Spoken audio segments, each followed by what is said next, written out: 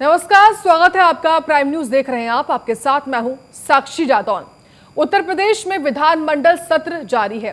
कार्रवाई शुरू होने पर विधानसभा में नेता प्रतिपक्ष अखिलेश यादव ने प्रयागराज में राजू पाल हत्याकांड के मुख्य गवाह की हत्या का मामला उठाया और कहा कि राज्य में कानून व्यवस्था ध्वस्त है, सरकार को इसका जवाब देना चाहिए। इस पर मुख्यमंत्री योगी आदित्यनाथ ने सदन में कहा कि हम माफियाओं के खिलाफ हैं, उन्हें मिट्टी में मिला देंगे।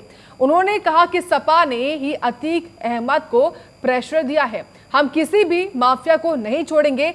मुख्यमंत्री ने कहा कि सपा माफियाओं की पोषक है। राजू पाल हत्याकांड में अतीक अहमद दोषी है और उसे सपा ने विधायक बनाकर आश्रय दिया है।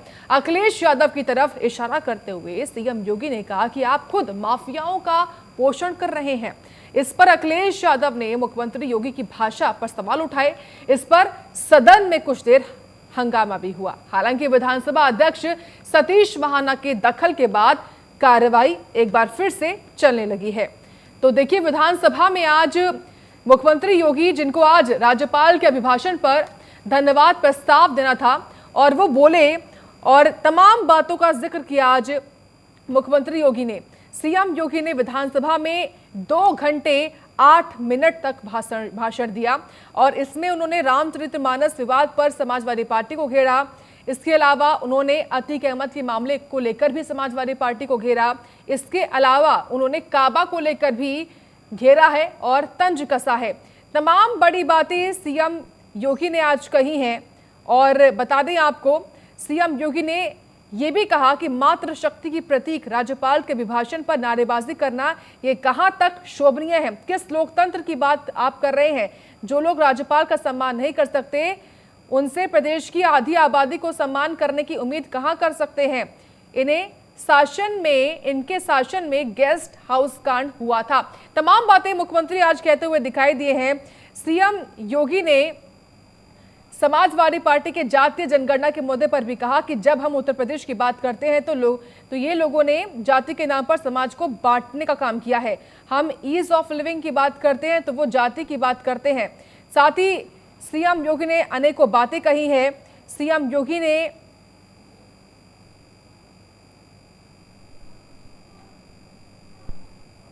अनेकों बातें कही और खास तौर से मुख्यमंत्री योगी जिस तरीके से प्रयागराज की घटना को लेकर जब वो बोल रहे थे, उन्होंने कहा कि प्रयागराज की जो घटना है वो काफी दुखद है। साथ ही ये भी कहा कि हम माफियाओं के खिलाफ हैं, उन्हें मिट्टी में मिला देंगे, हम किसी भी माफिया को नहीं छोड़ेंगे। उन्होंने कहा कि सपा ने ही अतीक अहमद को आश्रय दिया है, अपराधी को सांसद बनाओ फिर तमाशा करो। मुख्यमंत्री ने कहा कि सपा माफियाओं की पोषक है। राजू पाल हत्याकांड में अतीक अहमद दोषी है और उसे सपा ने विधायक बनाकर आश्रय दिया है। साथ ही सीएम योगी ने आज अनेकों बातें कही हैं। सीएम योगी ने रामचरितमानस को लेकर भी तमाम बातें कही। कहा कि रामचरितमानस तुलसीदास ने जिस कालखंड में लिखी, उसमें उन्होंने ग्रंथ से समाज को जोड़ दिया था, मगर आज कुछ लोगों ने इसे फाड़ने का प्रयास किया है। जिसकी मर्जी आए हिंदुओं का अपमान कर दे। मैं मॉरिशस में प्रवासी भारतीय के आयोजन में गया, मैंने उनसे पूछा कि क्या आपके पास कोई धरोहर है? उन्होंने रामचरितमानस को दिखाया। रामचरितमानस अवधि में रची गई है, क्या उसके शब्दों का सही मतलब भी इन्हें पता है? इसको लेकर भी वो समाजवादी पार्टी को घेरते हुए दिखाई दिए। इसके अलावा वही सीएम योगी ने रामचरितमानस विवाद पर बोलने से पहले प्रयागराज की हत्या का भी जिक्र किया था। जीरो टॉलरेंस की नीति के तहत सरकार जो कार्रवाई अब तक करती रही है, उसके परिणाम भी बहुत शीघ्र सामने आएंगे, कोई संदेह नहीं होना चाहिए। लेकिन जो ये अपराधी हैं, जो ये माफिया हैं, आखिर ये पाले किसके द्वारा गए हैं?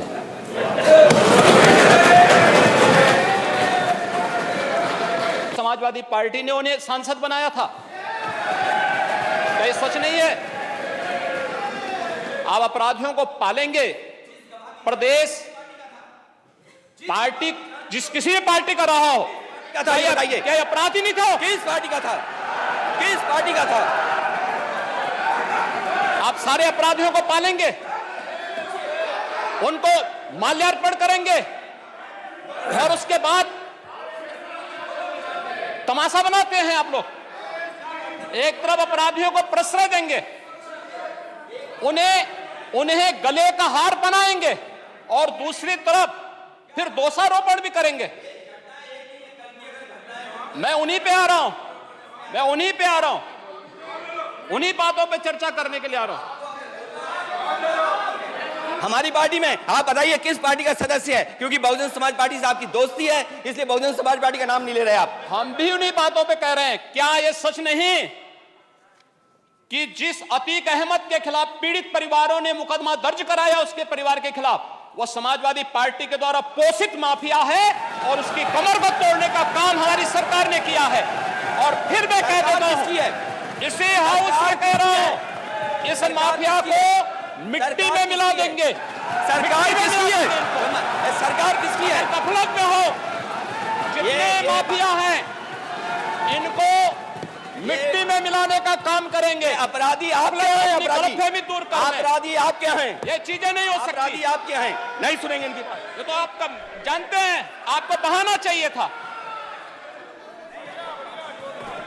ये तो अध्यक्ष महोदय, ये पेशेवर माफिया और अपराधियों के सरपरस्त हैं और ये लोग लगातार यही करते रहे हैं। यहां तक कहा कि सपा दफ्तर के बाहर शूद्र वाले पोस्टर लग रहे हैं। क्या ये सही है? ये कृष्ण की धरती है, संगम की धरती है, राम की धरती है, या रामायण जैसे ग्रंथ रचे गए हैं? ऐसे ग्रंथों को जलाया गया है। क्या देश दुनिया में रहने वाले हिंदुओं को अपमानित करने का काम नहीं कर रहे हैं?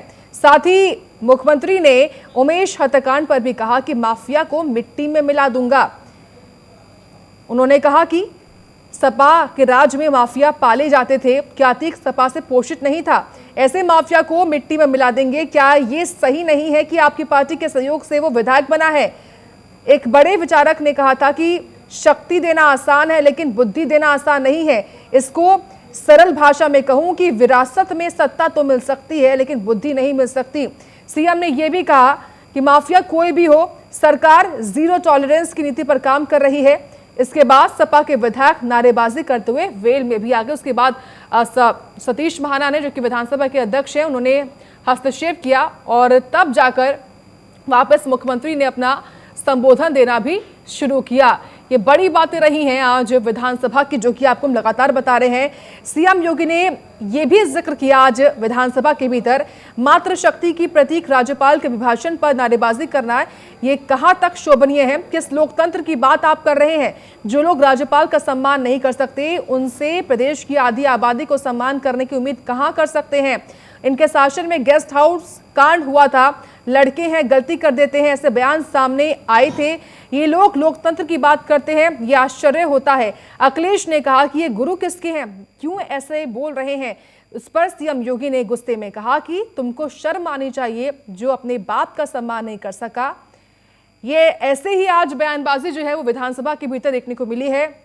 साथ ही साथ सीएम ने सपा के जातीय जनगणना के मुद्दे पर भी कहा कि जब हम उत्तर प्रदेश की बात करते हैं, ये लोगों ने जाति के नाम पर समाज को बांटने का काम किया है। हम ईज ऑफ लिविंग की बात करते हैं तो वो जाति की बात करते हैं। हम कहते हैं कि गरीब की जाति नहीं होती, उसके आवास, शौचालय मिलना चाहिए, उसको रोजगार मिलना चाहिए। इन्होंने जाति के नाम पर भी क्या किया है वो हम सबको पता है।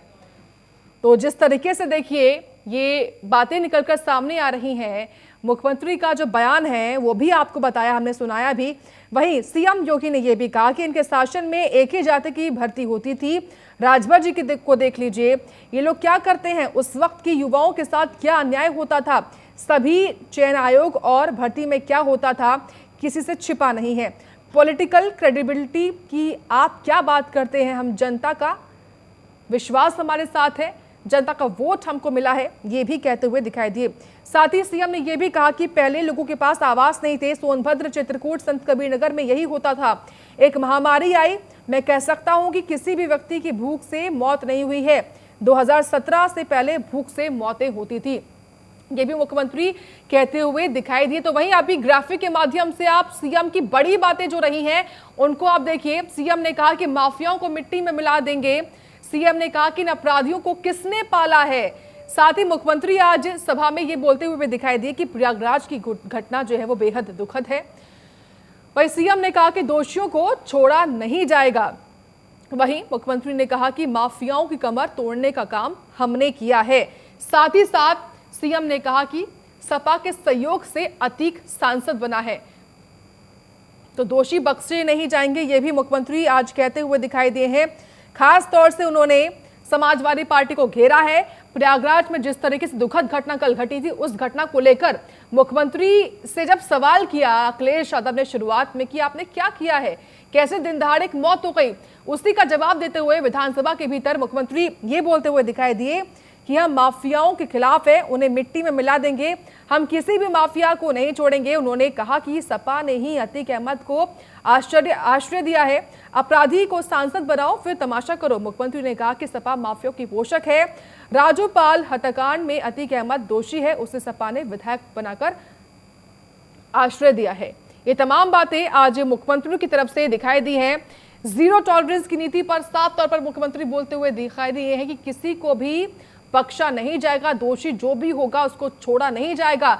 माफियाओं की कमर तोड़ने का काम हमने किया है, यह भी मुख्यमंत्री ने कहा। साथ ही खास तौर से मुख्यमंत्री आज समाजवादी पार्टी को ही घेरते हुए दिखाई दिए हैं अपने संबोधन के माध्यम से। और जब राज्यपाल का अभिभाषण हुआ था शुरुआत में, जिस तरीके से समाजवादी पार्टी की तरफ से राज्यपाल गो बैक, राज्यपाल वापस जाओ के जो नारे लगे थे, उसको लेकर भी सीएम योगी ने खास तौर से हमला बोला है। सीएम योगी ने कहा कि मातृशक्ति की प्रतीक राज्यपाल के अभिभाषण पर नारेबाजी करना ये कहां तक शोभनीय है, किस लोकतंत्र की बात आप कर रहे हैं। जो लोग राज्यपाल का सम्मान नहीं कर सकते, उनसे प्रदेश की आधी आबादी को सम्मान करने की उम्मीद कहां कर सकते हैं। इनके शासन में गेस्ट हाउस कांड हुआ था, लड़के हैं गलती कर सकते हैं, ऐसे बयान सामने आए थे। ये लोग लोकतंत्र की बात करें, ये आश्चर्य होता है।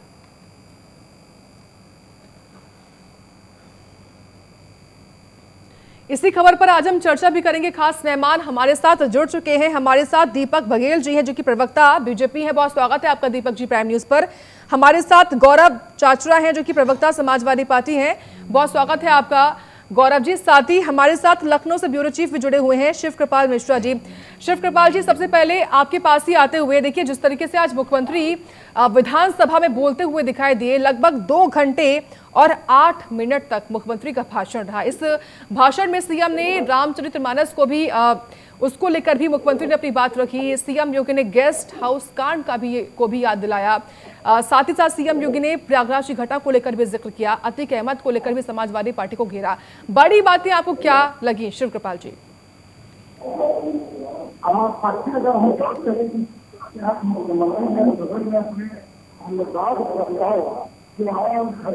धन्यवाद देते हुए जब अपने जवाब को देना शुरू किया, इनके जवाब को देखते हुए आज जो कुछ भी उन्होंने जवाब दिया और जो इसको उत्तर नहीं किया, वो बेशक समाजवादी पार्टी और दूसरे जो विपक्षी दल हैं उनको घेरते हुए उन्होंने एक तरह से ये उत्तर कर दिया। क्योंकि आज जब अन्य बोल रहे थे सीएम, तो मुख्यमंत्री के बोलने के समय वो पूरे अपने ड्रॉ में थे और वहाँ पर देखा जाए तो जिस तरह के हंगामे की उम्मीद थी और जिस तरह की बातें आने की उम्मीद थी, सदन में कुछ नहीं हुआ। हल्का फुल्का सुबह के हंगामे के बाद जब मुख्यमंत्री ने बोलना शुरू किया तो फिर वो रुके नहीं। वो सारे सेक्टर में इनको विपक्षियों को घेरते हुए सिर्फ ये कहा कि उत्तर प्रदेश जहाँ अब अग्रणी भूमिका निभा रहा है अपने देश में, जहाँ विश्व स्तर पर उत्तर प्रदेश अपनी एक लीड का स्थान रख रहा है, ऐसी स्थिति में जब दुनिया उत्तर प्रदेश को आगे बढ़ते हुए देख रही है, उत्तर प्रदेश की प्रशंसा कर रही है, ऐसे समय में विपक्ष का उत्तर प्रदेश को हो रहा है कि उत्तर प्रदेश में कुछ नहीं हो रहा है, यहाँ ही नहीं रुके। उत्तर प्रदेश के जो मुख्यमंत्री योगी आदित्यनाथ ने जब गिराना शुरू किया तो कृषि सेक्टर से जब वो शुरू करती हैं तो बताते हैं कि कैसे किसानों की आय को दोगुनी करने के लिए हम अग्रसर हैं। कैसे कृषि का देश में देखा जाए तो सबसे बड़ा योगदान है, जहाँ हम 11% की केवल कृषि उत्पादन भूमि है हमारे पास, इसके बावजूद हम पूरे देश में 20% का अन्न उत्पादन करते हैं। तो अगर एक लिहाज से देखा जाए तो कृषि क्षेत्र में हम 1 नंबर पे हैं, उत्पादन में हम 1 नंबर पे हैं। फर्स्ट क्रॉप के रूप में उत्तर प्रदेश में अगर देखा जाए तो गन्ना आता है, और गन्ने के अगर भूमिका देखी जाए उत्तर प्रदेश में, तो गन्ना उत्पादन में भी आज उत्तर प्रदेश नंबर 1 में है। एमएसएमई के जो कार्य हो रहे हैं, जो कार्यक्रम चल रहे हैं, एमएसएमई के तहत उद्योग जगत में जिस तरह से उत्तर प्रदेश के समस्त जिले एक जिले ओडीओपी की जो बात हो रही है, जैसे जुड़ रहे हैं और लाखों के निवेश करते हुए उसके उत्पादन को बढ़ाया जा रहा है, यह भी अपने आप में उत्तर प्रदेश में नंबर 1 है। गरीबों को जो आवास मिल रहा है प्रधानमंत्री आवास योजना के तहत, उस आवास देने में भी उत्तर प्रदेश आज तक के अपने पूरे देश में अग्रणी भूमिका है, प्रथम स्थान पर है। वहीं अगर हम एजुकेशन की बात करें या उज्ज्वला योजना की बात करें, गैस सब्सिडी की बात करें, तो उज्ज्वला योजना के तहत भी हमने जितने सिलेंडर उन लोगों को दिए गए जरूरतमंद थे, वह भी प्रथम पायदान पर उत्तर प्रदेश आता है। आज उत्तर प्रदेश में जिस तरह के निवेश आए हैं, इन्वेस्टर निवेश के समिति के तहत जिस तरह के तमाम देशों से अपने यहाँ और अपने देश में भी तमाम प्रदेशों से भी लोग, जो कॉर्पोरेट जगत के लोग हमें विश्वास जता रहे हैं उत्तर प्रदेश में, यह भी अपने आप में एक सुखद स्थान है, क्योंकि ऐसा गुजरात के बाद उत्तर प्रदेश एक बेहतर मॉडल बन रहा है। तो आने वाले आगामी लोगों के लिए, आगामी जो भी सरकारें बनेंगी या उत्तर प्रदेश में जिस तरह के विकास होंगे, उसमें एक माइलस्टोन साबित करेगा। तो अगर हम देखें साथी, तो उत्तर प्रदेश के मुखिया ने जब आज सदन में बोलना शुरू किया, तो कहीं विपक्ष कुछ उसके पास कुछ जवाब नहीं था इस तरह का, जो मुख्यमंत्री के किसी बात का कुछ रातों को उत्तर से विरोध करते। कुछ बातों पे तो ऐसी संख्या तलखी भी हुई, एक समय ऐसा भी आया जब मुख्यमंत्री ने शुरुआत किया बोलने का, तो मुख्यमंत्री का चेहरा और नेता प्रतिपक्ष का चेहरा दोनों का लगभग गुस्से में था। लेकिन जैसे जैसे समय बीता, आपके अपने भाषण के दौरान, अपने जवाब देने के दौरान धीरे धीरे कटाक्षों का दौर निकला, और यहाँ तक इस बात पे तो मुस्कुराते हुए नहीं बोले कि जब वो बताते हैं मुख्यमंत्री सदन में कि किसी दार्शनिक ने कहा था कि शक्ति देना तो बहुत छोटी बात है, लेकिन बुद्धि देना बहुत बड़ी बात है। अर्थात शक्ति तो दी जा सकती है, लेकिन बुद्धि नहीं दी जा सकती है। इस पर प्रकाश करते हुए मुख्यमंत्री ने बोला कि विरासत में आपको सत्ता तो मिल सकती है, लेकिन फिर इससे एक आशा भी लगे। तो इस तरह से इस अंदाज में अपने रो में जाते चले गए मुख्यमंत्री, और 2 घंटे से ऊपर से अपने इस पूरे जवाब में जिस तरह से उन्होंने बांध के रखा पूरे सदन को, निश्चित रूप से बहुत ही अच्छी रूप में इनका स्पीच था, और इसमें कोई शक नहीं है कि जिस तरह का आज जवाब और मुख्यमंत्री ने सदन में दिया है वह सराहनीय है। और अब उस पर उनके भाषण पे जो कुछ भी उन्होंने कहा, उस पर अब जो चल रहा है सदन में, ये हो रहा है कि जो मुख्यमंत्री ने कहा उसमें और धरातल का आने में इतना अंतर है, विपक्ष इस बात का अब जवाब दे रहा है। ठीक है, आप बने रहिए हमारे साथ। देखिए गौरव जी, आपके पास आते हुए जिस तरीके से विधानसभा की कार्यवाही आज हुई है, आपने मुख्यमंत्री को भी सुना होगा, कार्यवाही को भी देखा होगा, जो बहस हुई नेता प्रतिपक्ष के और मुख्यमंत्री के बीच में, वो भी आपने देखी होगी। जो बड़ी बातें मुख्यमंत्री के भाषण में रही, उन्हीं में से एक बात ये भी कही है कि क्या समाजवादी पार्टी से पोषित नहीं था अतीक अहमद। उन्होंने कहा कि माफियाओं को मिट्टी में मिला देंगे। इस पर सबसे पहले समाजवादी पार्टी का रिएक्शन क्या है? देखिए, अतीक अहमद कौन सी पार्टी से बिलोंग करता है? वो उनकी सहयोगी पार्टी है बहुजन समाज पार्टी।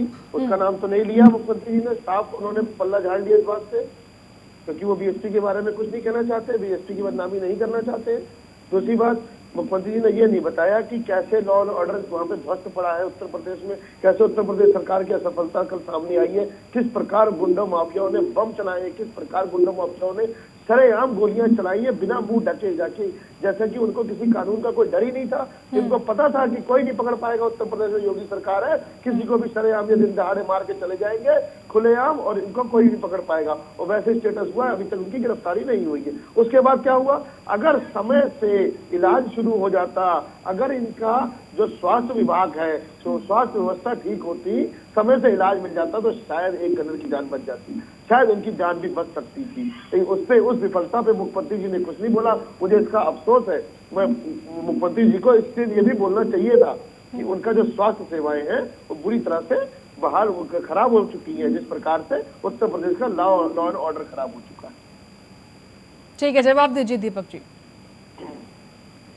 देखिए साक्षी जी, मित्र गौरव जी ने कई सारी बातें भाई, एक बात उनको सोचना चाहिए, जिन बारिशों से वो कर रहे हैं उनको कच्चा पक्का मकान है, उनको उसको ख्याल करना चाहिए। एक बात तो समाजवादी पार्टी कभी गौर नहीं करती कि पीड़ित अपराधी है जो अपराध के लिए के अंदर कुख्यात रहे, लगातार उनको आश्रय देने का काम तो स्वयं समाजवादी पार्टी ने किया। ये समाजवादी पार्टी वाले ऐसे लोग हैं, ये उनको दबा सकते हैं। 2003 से लेकर 2018 के बीच में अगर किसी को समाजवादी पार्टी के अंदर अगर अतीक अहमद को किसी ने आश्रय देने का काम किया तो वो समाजवादी पार्टी थी। अफजाल अंसारी, इरफान सोलंकी, इन लोगों के लिए जब वो अपराध घोषित हो जाते हैं, पुलिस उन्हें पकड़ लेती है, जेल के अंदर जाते हैं, तो भी उन्हें छुड़ाने के लिए लगातार प्रयास करते हैं। इन अपराधियों को लगातार इन्होंने आश्रय देने का काम किया, परिश्रय देने का काम किया। उसी के साथ उत्तर प्रदेश को 2015 के अंदर उत्तर प्रदेश के अखबारों की टैगलाइन हुआ करती थी, क्राइम स्टेट के नाम से जाना जाता था उत्तर प्रदेश को। आज उसी उत्तर प्रदेश के अंदर अगर किसी ने कार्रवाई प्रभावी रूप से करने का काम किया है, जीरो टॉलरेंस की नीति के साथ में काम किया है, तो उत्तर प्रदेश के मुख्यमंत्री यशस्वी योगी आदित्यनाथ जी ने किया है। दुर्दांत अपराधी, किसी ने दुर्दांत अपराधी हुआ जो लगातार उत्तर प्रदेश के अंदर मर्डर करते रहते थे, ऐसे 175 दुर्दांत अपराधियों को ढेर करने का काम उत्तर प्रदेश की बहादुर पुलिस ने काम किया है। इनामी अपराधी, ऐसे इनामी अपराधी जो 25,000 से लेकर 50,000 से लेकर 1 लाख रुपए तक के ऐसे इनामी अपराधी थे, वो इनकी सरकारों में परिश्रम लेते रहे, इनकी सरकारों से आशीर्वाद प्राप्त करते रहे। पर आज की सरकार के अंदर 15,885 ऐसे जो इनामी अपराधी हैं, आज वो साक्षी जी गिरफ्तार हो चुके हैं। अगर गैंगस्टरों की बात करें जो लगातार समाज के बीच में किसी न किसी वारदात को अंजाम देते रहते थे, ऐसे 63,000 गैंगस्टर है, आज वो सलाखों के पीछे है, जिससे उत्तर प्रदेश आज मुक्त हो चुका है। ऐसे जब इस प्रकार की जो कार्रवाई है उत्तर प्रदेश की सरकार ने लगातार कितने गैंगस्टर के खिलाफ की है, दुर्दांत अपराधियों के खिलाफ की है, और ऐसे सभी अपहरणकर्ताओं के खिलाफ की है जो लगातार उत्तर प्रदेश की फिजाओं का माहौल बेकार करते रहे थे। उसी का आज कारण है और उसी का एक नतीजा है कि आज उत्तर प्रदेश के अंदर अगर क्रम से देखा जाए तो डकैती में लगभग 80% की कमी आ जाती है, लूट के अंदर 61% से ज्यादा की कमी आ जाती है, और हत्या के अंदर 32% तक की कमी आ जाती है। जो रोड होल्ड अप होते रहते थे, रात को पकड़ लिया, दिन में पकड़ लिया, आज कभी किसी समय जा रहे हैं, आज उस उत्तर प्रदेश के अंदर वो रोड होल्ड अप में 100% मुक्त हो चुकी है। वरना आप शाम को 7 बजे के बाद 8 बजे के बाद कोई उत्तर प्रदेश की बहन निकलने का प्रयास नहीं करती थी। बहनों को छोड़िए, पुरुष नहीं निकलते थे, और रात को पकड़ के यही एक आवा लेनपुरी के पास में अगर आप अकेले गाड़ी से निकल गए तो आपको ये अपराधी है पकड़ लेते थे, आपके साथ लूट खसौट करते थे। आज वो परिदृश्य उत्तर प्रदेश का बदला है, और उसी परिदृश्य को दोबारा लाने के लिए और उत्तर प्रदेश की छवि को विश्व स्तर पर जो पटल पर आज बनी है उसको बदनाम करने का समाजवादी पार्टी का लगातार प्रयास रहता है। ये कभी सकारात्मक राजनीति में भागीदारी नहीं देते। अगर सकारात्मक राजनीति में भागीदारी दे रहे होते तो आज उन मुद्दों पर बात करते जहाँ हम कम रहे, हमें और प्रयास करना चाहिए। हम तो लगातार कहते आए, हमने उत्तर प्रदेश के 1,75,00,000 बहनों को हमने उज्ज्वला गैस कनेक्शन दिए, उसके साथ में हम उन्हें मुफ्त में गैस रिफिल का भी मौका दे रहे हैं, चाहे वो होली हो चाहे दीपावली हो। हम तो कह रहे हैं हमने उत्तर प्रदेश की स्वास्थ्य व्यवस्था दुरुस्त की, 14 मेडिकल कॉलेज छोड़ के गए थे साक्षी जी, 14 मेडिकल कॉलेज 2017 के अंदर। आज उस उत्तर प्रदेश के अंदर लगभग 45 मेडिकल कॉलेज खड़े हो चुके हैं, और साथ में 59 पे लगातार काम जारी है, और लगभग पूरे 75 जिलों के अंदर एक मेडिकल कॉलेज की व्यवस्था करने का काम उत्तर प्रदेश की सरकार कर रही है। ये किसी से छुपा नहीं है। जिस उत्तर प्रदेश के अंदर डॉक्टरों की कमी हुआ करती थी वहाँ 1200 सीट हुआ करती थी, आज वो 4200 सीट हो गई है। आज उत्तर प्रदेश के अंदर क्या नए नौजवान डॉक्टर उत्पन्न नहीं होंगे? क्या इसके लिए कोई प्रयास नहीं कर सकता था? समाजवादी पार्टी ने तो उस पर ध्यान नहीं देने का काम किया। आज उत्तर प्रदेश के अंदर औद्योगिक क्लस्टर बन रहे हैं, आज उत्तर प्रदेश के अंदर एक्सप्रेस वे बन रहे हैं। जहाँ उत्तर प्रदेश के अंदर 2 एयरपोर्ट हुआ करते थे, आज 5 एयरपोर्ट कार्यरत है और 9 पूर्ण रूप से कार्यरत है। ऐसे इंटरनेशनल एयरपोर्ट भी बन रहे हैं उत्तर प्रदेश के अंदर। क्या कनेक्टिविटी नहीं सुधरी उत्तर प्रदेश की? क्या उत्तर प्रदेश के युवाओं को रोजगार के माध्यम से, नौकरियों के माध्यम से रोजगार देने का काम भारतीय जनता पार्टी की सरकार ने नहीं किया? पिछली सरकार को मिला दिया जाए और इस सरकार को मिला दिया जाए, 5.5 लाख ऐसे रोजगार है जो सरकारी क्षेत्र में देने का काम किया। उसके इतर भी हमने, चाहे वो रोजगार दिलाने के कई अवसरों, श्रमिकों को टूल किट देने का काम हो, ये सारे कामों में भी हमने भागीदारी अपनी पूर्ण रूप से निभाई। साथ में जो लोक कल्याणकारी योजना, बहनों की शादी से लेकर लोगों को खाद्यान्न तक पहुंचाने का काम, कोविड के लिए उसकी वैक्सीन पहुंचाने का काम, ये सारे काम भारतीय जनता पार्टी की सरकार ने लगातार किए और पूरे मनोभाव से किए, और उसमें भ्रष्टाचार नहीं हुआ। डीबीटी के माध्यम से आज सीधा जनता के पास पैसा पहुंचता है, जो कभी 15 पैसा पहुंचता था 1 रुपया, आज वो पूरा 1 रुपया के स्वरूप में जनता तक पहुंचने का काम किया है। किसान, नौजवान, महिलाएं, समाज के प्रत्येक वर्ग के लिए अगर काम करने का काम किया, सकारात्मक रूप से काम करने का काम किया, पूरे मनोयोग के साथ में काम करने का काम किया, तो वो भारतीय जनता पार्टी की सरकार थी। ठीक है जी सकती। ठीक है दीपक जी, आपने तमाम बातें कही हैं जिनका जवाब हम लेंगे गौरव जी से, लेकिन उससे पहले शिव कृपाल जी आपके पास आते हुए, देखिए जिस तरीके से मुख्यमंत्री के तेवर आज काफी कड़े रहे हैं। मुख्यमंत्री ने मानस से लेकर शिवपाल यादव से लेकर प्रयागराज की घटना से लेकर उत्तर प्रदेश में जो भावी योजनाएं चल रही हैं सरकार की, उनका भी जिक्र किया है। समिट को लेकर भी मुख्यमंत्री ने तमाम बातें कही हैं। ऐसे में क्या मुख्यमंत्री का जो आज भाषण रहा है विधानसभा के भीतर 2 घंटे 8 मिनट का, क्या उसमें 2024 की झलक भी दिखाई दी गई? जी साक्षी, निश्चित रूप से जो मुख्यमंत्री ने जिस तरह से आज अपने भाषण को पेश किया है, तो कहीं न कहीं जो सदन में बजट पेश हुआ था उस बजट का ही एक निचोड़ था। हालांकि उसके कहने का अंदाज मुख्यमंत्री का आज बड़ा अच्छा और बड़ा लय के साथ था, लेकिन वो जो बजट में हमारी चीजें आई थी पहले भी रख सके, जिसमें लगभग वही निचोड़ था। लेकिन ये तो कहा ही जा सकता है कि जिस तरह से रामचरितमानस पर भी उन्होंने अपनी बात को रखा और वो समझाया भी कि रामचरितमानस में जो वो चौपाई कही गई है सकल साराना के अधिकारी, उसका क्या महत्व है और उसका क्या जरूरत है और क्यों उस समय उस कालखंड में रखी गई थी।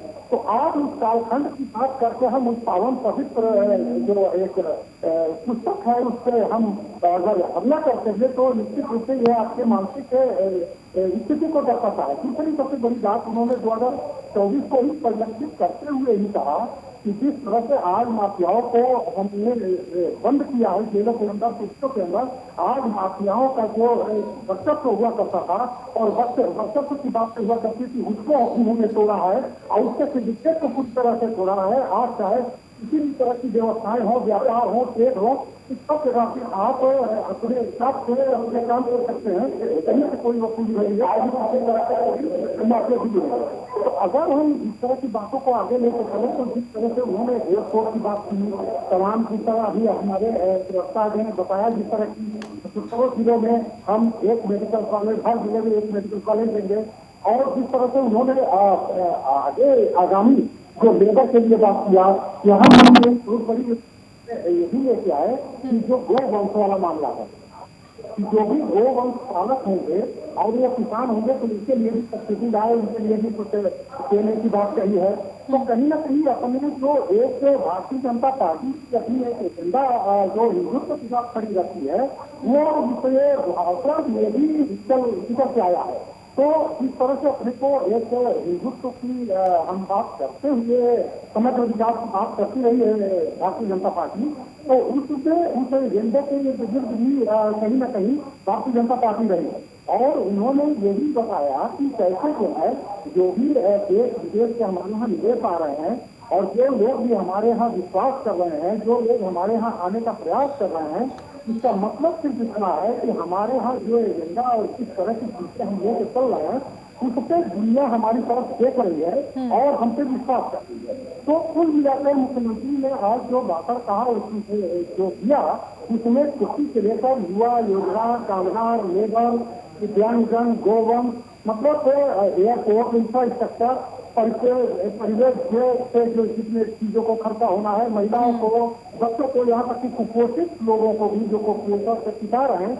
हालांकि आपने पहले भी सुना होगा कि इसी मामले पर उच्च न्यायालय ने एक तरह से सरकार को जारी भी किया था एक नोटिस कि आप उससे जवाब दें कि कुपोषण के लिए क्या योजना है। उन योजनाओं को भी रखते हुए मुख्यमंत्री ने आगे कहा कि कुपोषण के पास किस तरह की योजनाएं हैं और किस तरह का क्रियान्वयन है। कुल मिला के जो बोलना चाहिए था मुख्यमंत्री को, जो जनता हमको लग रहा है उत्तर प्रदेश की जनता इस तरह की ही कुछ उम्मीद कर रही थी। आज अगर देखा जाए तो मुख्यमंत्री ने सदन में जिस तरह की बातें अपनी रखी है वह कहीं ना कहीं जनता के सोच के अनुरूप ही कही जाएगी।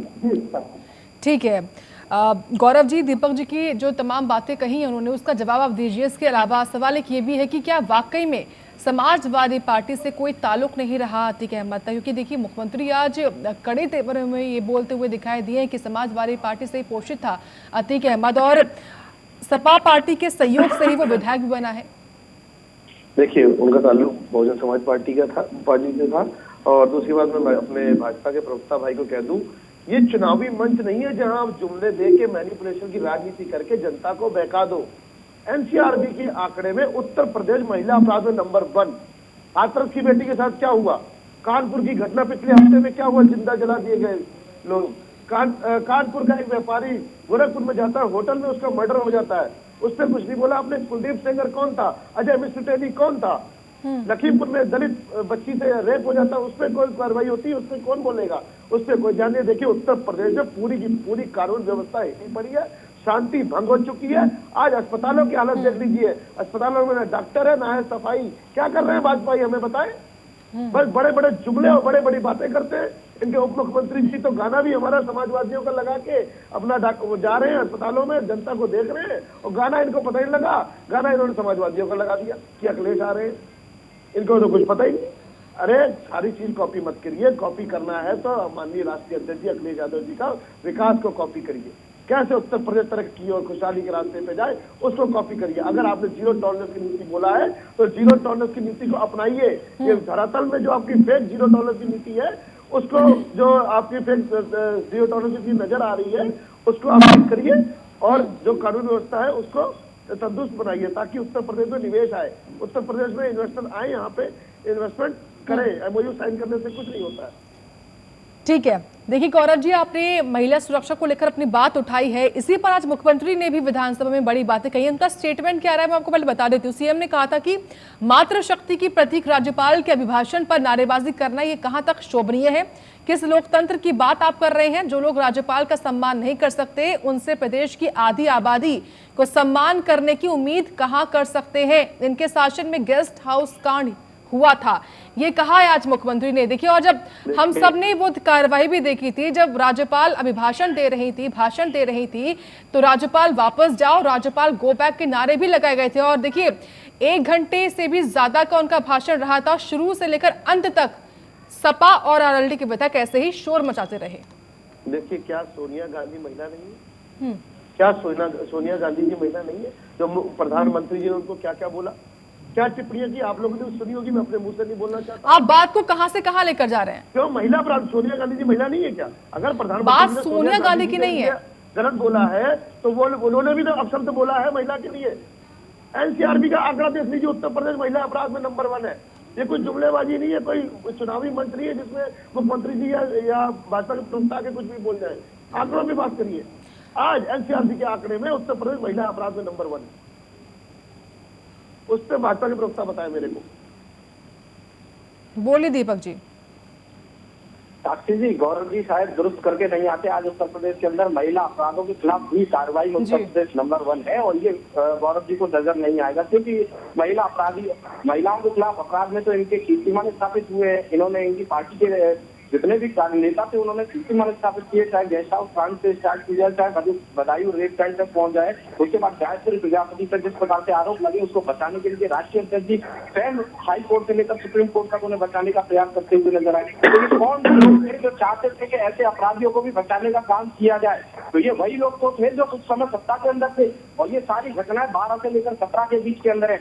वही भारतीय जनता पार्टी की सरकार आने के बाद क्या हमने महिला अपराध पर लगातार दबाने का और खत्म करने का प्रयास नहीं किया? हमने बिल्कुल मनोयोग के साथ में, पूर्ण मनोशक्ति के साथ में आज महिला अपराध को खत्म करने का काम किया है। महिलाओं के खिलाफ बलात्कार जैसी जो विविध घटनाएं थी, उनके खिलाफ हमने 21% से लेकर 25% तक का कमी लेके आने का काम किया है। आज उत्तर प्रदेश के अंदर 3 महिला पुलिस की बटालियन बनाने का काम किया। उसके बाद में लगातार फिक्स बूथ के नाम से कार्यक्रम चलाने का, एंटी रोमियो के माध्यम से कार्यक्रम चलाने का, और उसके अंदर ही मैं बता देता हूँ 10,000 से ज्यादा ऐसे अपराधी हैं जिनको गिरफ्तार करके जेल के अंदर पहुंचाने का काम किया है, जिसके तहत हमारी जो बहन बेटियां हैं वो स्कूल पढ़ने जाए, बाजार में जाए और वो सुरक्षित महसूस करे। ऐसा काम भारतीय जनता पार्टी की सरकार ने करके दिखाया है। परंतु ये एक बार अपने चरित्र को बोले कि इन लोगों की सरकार थी तो उन्होंने महिला अपराध के खिलाफ क्या कार्रवाई की थी, ये तो उनको संरक्षित करते हुए, पोषित करते हुए, बचाने का प्रयास करते हुए नजर आए थे। आज वही भारतीय जनता पार्टी के कार्यकाल के अंदर जहाँ उत्तर प्रदेश बनने का काम कर रहा है, वही इनके समय पे वो तो लालटेन युग के अंदर था, अंधेरे के अंदर था उत्तर प्रदेश के अंदर। फोटोएं वायरल हुआ करती थी, तारों के ऊपर कपड़े सुखाते हुए थी। आज वो किसी प्रकार के फोटो नजर नहीं आते। सोचने की बात है ना, उत्तर प्रदेश के अंदर जो लोग अंधकार के अंदर थे उनको अंधकार से बाहर निकालने का काम अगर किसी ने किया है तो उत्तर प्रदेश की योगी आदित्यनाथ की सरकार ने किया है। हमने हर एक क्षेत्र में काम किया, हमने किसी एक विशेष क्षेत्र में काम नहीं किया कि एक एवं तय का विकास हो जाए, इटावा का विकास हो जाए, मैनपुरी तक पहुंच जाए। वो विकास आज पूरे उत्तर प्रदेश के अंदर फैला हुआ है, चाहे वो बुंदेलखंड हो, चाहे वो पश्चिमांचल हो, चाहे वो पूर्वांचल हो। आज देखिए, आज जो एक्सप्रेस है वो गाजीपुर से स्टार्ट होता है, वो बुंदेलखंड के अंदर झांसी तक जाता है। आज धार्मिक पर्यटन जो धार्मिक स्थली थी उत्तर प्रदेश की, आज धार्मिक पर्यटन के माध्यम से लगभग 25 करोड़ एक साल के अंदर, सोचिए साक्षी, 25 करोड़ ऐसे लोग हैं जो उत्तर प्रदेश के अंदर धार्मिक पर्यटन के तहत उत्तर प्रदेश में आते हैं। जैसे उत्तर प्रदेश के लोगों को रोजगार दिलाने का काम नहीं किया सरकार ने। सरकार एकदम सकारात्मकता के साथ में लगातार काम करती रहती है, परंतु इनको आक्षेप लगाने तो एक कम से कम सकारात्मक विपक्ष की भूमिका अपनाए। फिर ऊल जलोल के जो आरोप है उनको लगाकर और अपने चरित्र को ना देखते हुए दूसरी पार्टी का आरोप लगाना, ये जनता जानती है और जनता ने इसीलिए भारतीय जनता पार्टी को आशीर्वाद देने का काम किया।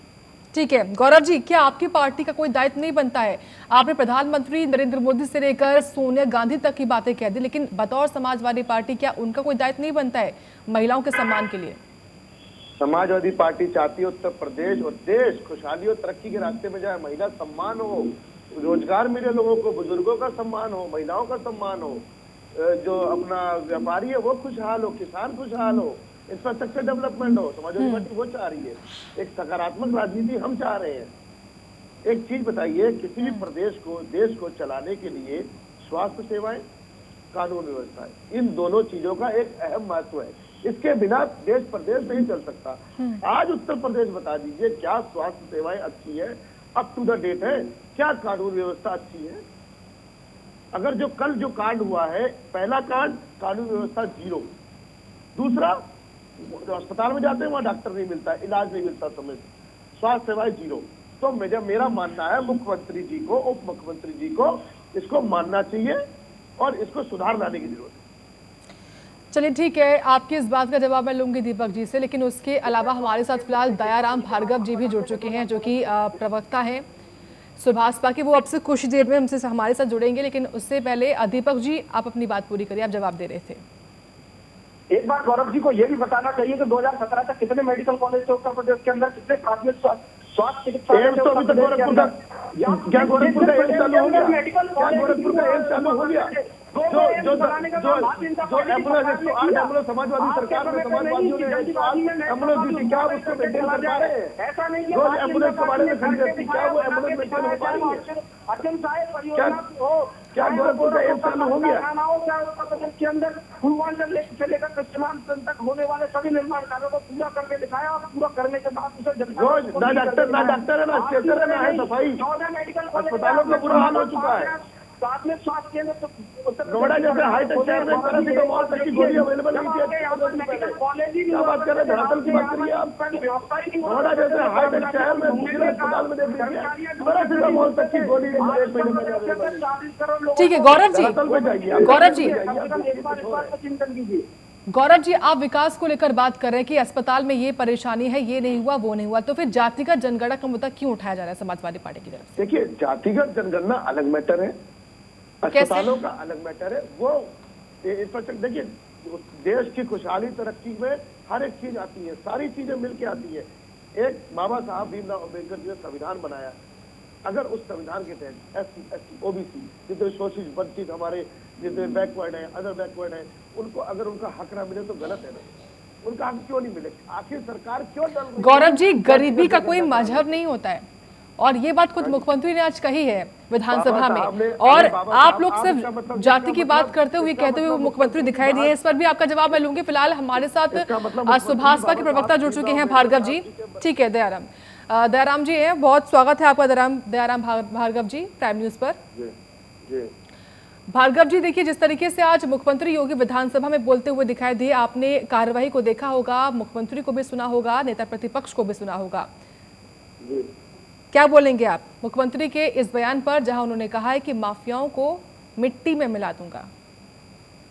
देखिए, ये बात तो सही है कि पिछली सरकारों ने जो है माफियाओं को पाला है, इसमें कोई दो राय नहीं है। और माफियाओं पे जिस तरह कार्रवाई हुई है स्वागत योग्य है, लेकिन इतना कार्रवाई होने के बावजूद भी ये लोग जो फल उठा रहे हैं, ये फल क्यों उठ रहा है? तो सवाल तो उठेगा, जो सरकार अगर यूपी में भारतीय जनता पार्टी की सरकार है, योगी की सरकार है, आपके क्राइम में आपने कहा था कि जीरो टॉलरेंस की बात कर रहे थे, तो ये आपराधिक जो वारदात हो रहे हैं ये क्यों उठ रहे हैं? इनके ऊपर क्यों नहीं ऐसी कार्रवाई की जाती? और जो राजू पाल है 18 साल पहले जिसके साथ वही वारदात सेम हुआ है, जो आज उसका एक चश्मदीद का इकलौता उसका जो जजमेंट में गवाही था, आज उसकी भी कल उसकी हत्या हो जाती 19 साल की, और सेम उसी कैटेगरी पे जो 18 साल पहले राजू पाल के साथ हुआ था। तो ये क्राइम करने के साथ में ये क्राइम बदला भी नहीं, स्थान भी केवल बदल जाता है, समय बदल जाता है, लेकिन सब कुछ वही है। तो ये लोग जो क्राइम करने वाले लोग हैं, ये कौन लोग हैं? और अगर रह रहे हैं तो फिर योगी सरकार भी क्या कर रहे हैं? जो माफिया हैं, उन माफियाओं को संरक्षण कौन दे रहा है? देखिए, ये कार्रवाई जो हुई है साक्षी जी, कहीं ना कहीं वहां का जो प्रशासन वो भी फेलियर नजर आ रहा है कि वो कोर्ट से निकल करके आ रहे अपने घर पे। ये पहले से प्री प्लानिंग था, और घात लगा के बैठे हुए लोग, ये समझना पड़ेगा कि प्रदेश में किस तरह की वारदातें हो रही हैं, और आए दिन एक से एक हो रहा है। हम ये मानते हैं कि पहले की सरकारों में संरक्षण हुआ करता था, इस सरकार में थोड़ा कम हुआ है, लेकिन कम के साथ में संरक्षण यहाँ भी तो है। अगर नहीं है तो फिर ऐसा कृत्य हुआ क्यों? और अगर हो रहा, चाहे वो अफसरशाही हो, चाहे कोई भी हो, छोटभैया नेता हो, जिसने भी ये शरण दिया है उसमें भी कार्रवाई हो। और इस तरह की जो उत्तर प्रदेश में चल रहा है ये ठीक नहीं है। दूसरी बात, आज सदन में जिस तरह की चिप्पम चिल्ली हो रही है समाजवादी पार्टी की तरफ से, ये जितने आप उठा के देख लीजिए, इतिहास गवाह है, ये जितने भी लोग हैं सब समाजवादी के संरक्षित लोग हैं। ये वही लोग हैं जो गांव में गरीबों की जमीन, जो जमीन में गरीब जो झोपड़पट्टी डाल के रहता था, समाजवादी के गुंडे उसको कब्जा करने का काम किया और अथाह संपत्ति बनाया है लोगों ने समाजवादी सरकार ने। उनकी पिछली जिंदगी खंगाली जाए कि जब समाजवादी पार्टी की सरकार से पहले उनके पास क्या संपत्ति थी, और इतनी संपत्ति एकदम से अचानक कैसे बढ़ गई, उसकी जांच तो हो, जांच के साथ में कार्रवाई हो, और इन पे कोई न कोई ऐसा इस तरह का धारा लगा के इनके जेल में डाला जाए। जी साक्षी जी। बोलिए गौरव जी, समाजवादी पार्टी की सरकार में संरक्षण मिला है, ये कहा है दयाराम भार्गव जी ने। देखिए, कोई ना कोई इंसान कहीं ना कहीं किसी न किसी पार्टी से कभी ना कभी जुड़ा रहता है। अगर मैं पीछे चले जाऊं तो राजनाथ सिंह जी की भी सरकार थी, क्या बताओ उससे संरक्षण मिलता आ रहा हो। तो फिलहाल जो मुद्दा है, जो आज की डेट में कानून व्यवस्था कैसे सही हो, मुझे लगता है उस पर ज्यादा बातचीत हो, जो ज्यादा बढ़िया। फिर पुराने में जाएंगे तो ऐसे मुख्यमंत्री जी के भी ऊपर केस थे, उन्होंने अपने केस भी वापस दे लिए, तो उसकी भी जांच कर लीजिए, ऊपर केस क्यों पड़े थे, किसकी सरकार थी, उसमें उन्होंने क्या क्या किया था। तो मुझे लगता है जख्म खुलेने से कोई फायदा नहीं है। देश कैसे खुशहाली और तरक्की के रास्ते पे जाए, आज कानून व्यवस्था कैसे सही हो, कैसे हमारी महिलाएं सुरक्षित रहे, कैसे व्यापारी सुरक्षित है, कैसे हम और आप सुरक्षित रहे, उस पर बात होनी चाहिए। और उस चीज बनाई जाए, उस चीज के लिए काम किया जाए सरकार। बोलिए दीपक जी। अगर कुछ समय पहले की, और ये अगर गौरव जी अभी की बात करना चाहते हैं तो कुछ समय पहले की तस्वीर उठा के देख लीजिए, जिस प्रकार से इरफान सोलंकी को गिरफ्तार करने का अगर उत्तर प्रदेश की पुलिस ने काम किया, तो उसको छुड़ाने के लिए कुछ स्वयं राष्ट्रीय अध्यक्ष अखिलेश यादव भी वहां पर पहुंच जाते हैं पुलिस के पास में। किसने परिचय दिया, किसने आश्रय दिया? अतीक अहमद, मुख्तार अंसारी से लेकर नाहिद हसन, अफजल तक, और उसके बाद में अगर अब्दुल्ला आजम और आजम खान की बात करें तो इनको छुड़ाने के लिए लगातार प्रयास करने वाली पार्टी केवल और केवल ये क्या लोग आजकल अपराधी नहीं है, इसे समाजवादी पार्टी से छुड़वा के लेके जा रही है। वही का भारतीय जनता पार्टी ने सीधा कह दिया कि अपराध और अपराधियों की कमर तोड़ने का काम, उनको निश्चय नाबूद करने का काम, संपूर्ण रूप से समाप्त करने का काम अगर भारतीय जनता पार्टी करेगी तो वो स्थापित है, और उसको करने के लिए लगातार प्रयास जारी है। ये किस प्रकार का उत्तर प्रदेश छोड़ के गए थे 2017 के अंदर। आज देखिए अपराध के अंदर सीधी कमी आई है, आज उन सभी अपराधियों पर कार्रवाई हुई है। ये उत्तर प्रदेश के अंदर से तस्वीर आती है। दीपक जी 2017 के बाद सबसे बड़ी घटना हुई है कल। जी, जी साथी, देखिए घटना अत्यंत दुखद और दुर्भाग्यपूर्ण है। किसी भी परिवार के साथ इस प्रकार का नहीं होना चाहिए था। भारतीय जनता पार्टी की संवेदना उस परिवार के साथ में, उमेश पाल जी के पूरे परिवार के साथ में भारतीय जनता पार्टी की संवेदना है। मेरी व्यक्तिगत संवेदना भी उमेश पाल जी के साथ में। परंतु आप उसके बाद देखिए, क्या उन लोगों को बख्शा जाएगा? आप देख लीजिए, उनकी कुर्सी होगी, उसके बाद में जो न्याय संगत उन पर कार्रवाई कठिन से कठिन हो सकती है वो करने जा रही है उत्तर प्रदेश की सरकार। आज वो लोग ट्रेन की भीख मांग रहे हैं, आज वो गिरफ्तारी से बचने के लिए छुपने का प्रयास कर रहे हैं, पर उत्तर प्रदेश की पुलिस से ऐसा एक भी लेकिन सवाल तो महत्वपूर्ण दीपक जी ये है ना कि कैसे ये मुमकिन हो पाया? जो अतीक अहमद है वो दूसरे राज्य में है, फिर भी उसके बावजूद भी कैसे उत्तर प्रदेश में ये मुमकिन कर पाया? वो क्या यहाँ पर लापरवाही नहीं हुई? देखिए साक्षी जी, अपराध और अपराधियों के कई सारे लोग भी होते हैं, वो लगातार प्रयास करते रहते हैं, पर उस प्रयास को लगातार तोड़ने का काम भी तो भारतीय जनता पार्टी की सरकार कर रही है। लगातार मैंने कहा, ऐसे दुर्दांत अपराधी 175 को मार गिराने का काम उत्तर प्रदेश की भारतीय पुलिस ने किया। ऐसे वो 15,000 से ज्यादा को गिरफ्तार करने का काम उत्तर प्रदेश की सरकार ने किया, उत्तर प्रदेश की पुलिस ने किया। तो ऐसे अपराधियों को जो समाज के बीच में ऐसे कुकृत्य करते हैं, उनको पकड़ने का, उनको गिरफ्तार करने का और उनकी यथासंभव जो मंजिल है उनको फांसी पर लटकाने से लेकर जेल तक पहुंचाने का काम भी भारतीय जनता पार्टी की सरकार करने जा रही है। और ये मामला एक नजीर बनेगा उत्तर प्रदेश के अंदर कि इस प्रकार से अगर कोई उत्तर प्रदेश के अंदर किसी व्यक्ति पर हमला करता है तो उसके साथ में क्या कार्रवाई। ठीक है भार्गव जी, जिस तरीके से आपने कहा कि समाजवादी पार्टी की सरकार में संरक्षण मिला था तमाम माफियाओं को, तभी जंगल राज था, उस पर गौरव जी कह रहे हैं कि केवल समाजवादी पार्टी नहीं, हर पार्टी से जुड़े हुए थे ये माफिया अपराधी। देखिए, माफिया सरकार के संरक्षण में होता है। किसी की भी सरकार हो, इनकी इतनी ताकत होती है साक्षी जी कि जिसकी सरकार बनती है उसमें ये शामिल हो जाते हैं और ये बाकायदे मलाईदार अपना रस्मों के साथ में रहते, सरकार के मंत्री सांसद विधायक इन्हीं की जी हुजूरी में करते हैं। ये इतने पावरफुल होते हैं, जबकि जनता जिता करके मंत्रियों को, सांसदों को सदन में भेजती है। लेकिन ये जो माननीय लोग होते हैं, ये इनके संरक्षण में पालित पोषित होते हैं। ये हमारे भारतीय संविधान और देश और प्रदेश के लिए बहुत ही मतलब विडंबना है कि ये चीजें क्यों परंपरा चली आ रही है। देखिए, हम मानते हैं कानून व्यवस्था अगर देखा जाए तो बहुजन समाज पार्टी की सरकार में रहा है। इसमें दो टूक में कहना चाहूंगा, कानून व्यवस्था रहा है, लेकिन उस कानून व्यवस्था को ताक में रखने का काम जो किया समाजवादी पार्टी में किया। आप देखिए, समाजवादी पार्टी में आए दिन लूट, हत्या, अपहरण की और जमीनें कब्जाने का जो काम समाजवादी में हुआ करता था। और ये हम नहीं कह रहे हैं, ये उत्तर प्रदेश की जनता कहते हैं कि समाजवादी गुंडों का राज है, गुंडों की पार्टी है। ये हम थोड़ी कह रहे हैं, ये तो उत्तर प्रदेश की जनता कह रही है। और दूसरी बात, गरीबों के जमीनों को कब्जा करना, ये तो एक प्रकार का चलन बन गया था समाजवादी सरकार में। तो समाजवादी पार्टी के लोग कुछ भी कहें, उससे इतर नहीं हो सकते। इनकी सरकार में अतीक अहमद पर क्यों नहीं कार्रवाई हुई थी? मुख्तार अंसारी पे क्यों नहीं कार्रवाई हुई थी? ये तमाम तरह की जो बातें आ रही, इन्होंने क्यों नहीं कार्रवाई किया? तो अगर योगी सरकार करे, ठीक है, कुछ खामियां हो सकती हैं, लेकिन मैं कहूंगा उत्तर प्रदेश के मुख्यमंत्री को ऐसे लोगों को जेल में डालिए। इनसे जो पालित पोषित है, इनको कुछ ऐसा काम करके दिखाइए कि जो उत्तर प्रदेश की 25 करोड़ जनता है वो एक नजीर पेश हो। नहीं तो आए दिन अभी आपने देखा कानपुर में देहात का घटना, प्रशासनिक हमला के साथ में। मैं कह रहा हूं, अकेला अगर प्रदेश का मुख्यमंत्री ईमानदार है तो जरूरी नहीं प्रशासनिक हमला सारे जिनमें क्या नाम है सही बोल रहे हो। आप देखिए, यही सरकारी तंत्र के लोग जो अफसरशाही है वो बसपा में काम किए, सपा में काम किए, कांग्रेस के शासन में काम किए। अफसरशाही तो वही है, सरकार बदल जाती है, अफसरशाही वही का वही रहते हैं। तो अफसरशाहियों के ऊपर भी कार्रवाई होनी चाहिए।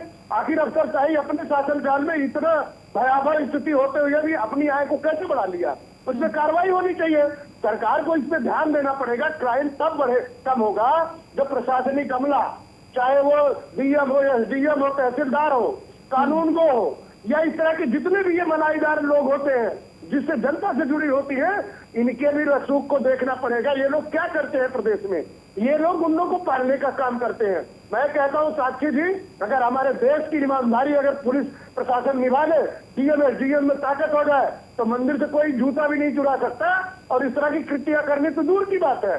लेकिन हमारे देश के जो संविधान में लोगों को इस तरह का हक मिल गया है कि कोई कुछ कर लेता है, जो पैसे वाला होता है वो पुलिस को खरीद लेता है, कानून को खरीद लेता है और क्राइम करता चला जाता है, अपनी अकूत संपत्ति बनाता चला जाता है। जिस तरह अतीक अहमद के बारे में चर्चा हो रही है, अब आप जैसे सोशल मीडिया में दिखाया जा रहा है, इनकाउंटर में जो हाफ बाजू में टी शर्ट पहना हुआ है अतीक अहमद का बेटा दिखाई दे रहा है। अब वो सही है कि गलत है, वो मीडिया के माध्यम से हमें जानकारी मिल रही है, लेकिन योगी सरकार को खासकर इस पे जरूर देना पड़ेगा कि जिन लोगों ने अकूत संपत्ति बनाई है, जिनके पास कोई काम करने का है ही नहीं है, उनकी संपत्ति कैसे बढ़ी, उस पर जांच क्यों नहीं करवाती होगी सरकार? करवाना चाहिए, तो कम से कम दूध का पानी का पानी निकाले, लेकिन नहीं, अफसरशाही वही है, योगी सरकार ईमानदार है, कोई दिक्कत नहीं है, अफसरशाही तो वही है, अफसरशाही का आय अगर बढ़ा है तो उसकी जांच करवाना पड़ेगा। साथी जी जवाब दीजिए दीपक जी।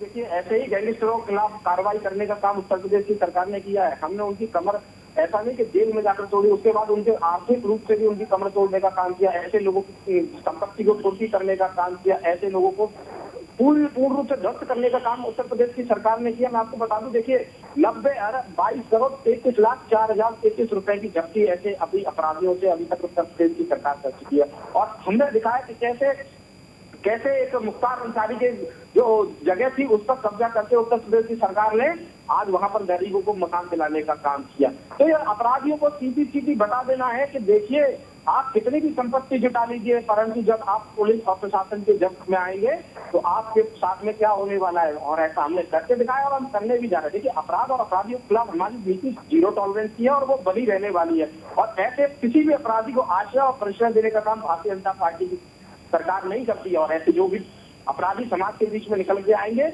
ऐसे सभी अपराधियों के खिलाफ कड़ी से कड़ी कार्रवाई करने का काम भारतीय जनता पार्टी की सरकार करेगी। ठीक है गौरव जी, आप अपने कार्यकाल में नजीर पेश करने का काम क्यों नहीं कर पाए, ये कह रहे हैं सुभाषपा के प्रवक्ता। देखिए, समाजवादी पार्टी की सरकार 12 से 17 तक रही। जो हमारे कार्यकाल में काम हो रहा था, विकास का काम, जितना काम, एलिवेटेड रोड्स हो गई, 1090 हो गई, डायल 100 हो गई, लैपटॉप डिस्ट्रीब्यूशन हो गया, अंडरपास हो गया, मेट्रोज हो गई, इंफ्रास्ट्रक्चर डेवलपमेंट हो गया, सैमसंग हो गई, तो ज्यादा बिल्डिंगें बनाई, तो जितना ज्यादा से ज्यादा काम हो पाना था वो किया।